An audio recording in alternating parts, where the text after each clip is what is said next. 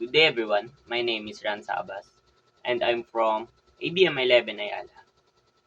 I'm here to review the film of Unfriended Dark Web, directed by Stephen Sasko.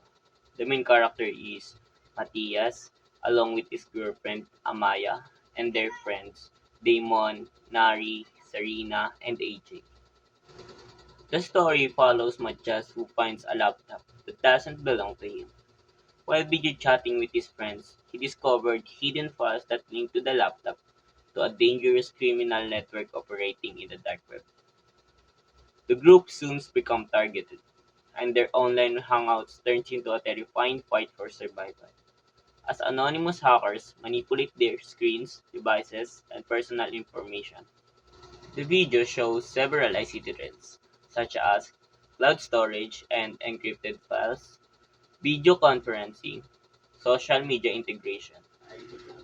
The laptop contains encrypted folders, hidden videos, and secure communication, showing how modern ICT relies on encryption and cloud-based secret file storage.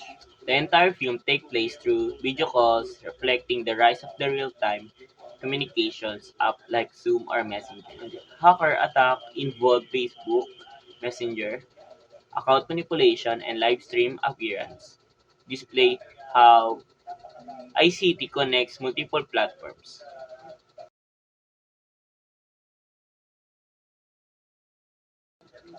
The film focuses on internet and cybersecurity threats, such as hacking, identity theft, and cyberstalking.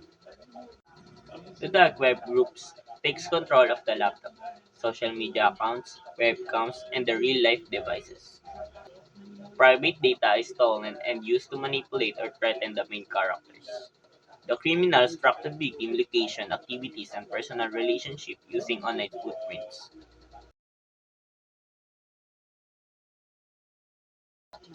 Never use or keep a device that is not yours. Protect your password and accounts. Be careful with what you share online. So yun lang, magpapaalam na ang pinapogi sa buong Ayala.